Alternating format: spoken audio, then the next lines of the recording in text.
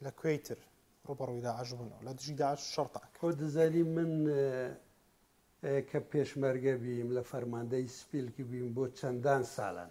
لانه هاتو بينجي بردوام بيم تاكو آزاد كردني عراق 2003 و بردوام بيم ولا 2004 قرامو ناو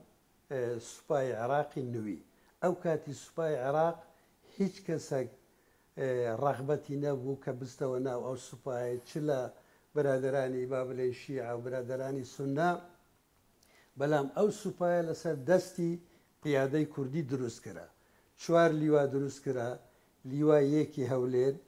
و لیوایەک لە سنووری پارێزگای دهۆک و لیوایەک بۆ سولەیمانی و لیوایەک بۆ پارێزگای کەرکووک ئەو کاتیش هەر بە بڕیاری جەنابی سەرۆک بە تەنسیق لەگەڵ حکوومەتی عێراق من کرام بە ئامر لیوای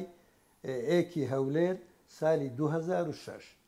لەوێ بەردەوام بیم لە خزمەت وەکو ئامر لیوا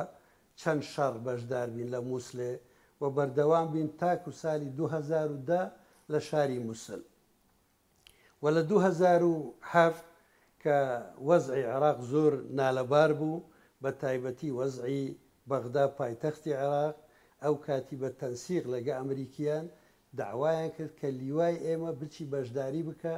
تاکو زیاتر بتانی کۆنترۆلی بەغدا بکە دژی تەنزیماتی ئەرهابی ئەو کاتی قاعیدە بن و گەلک تەنزیماتی تر بین ئەو کاتی بە دڵخۆشیەوە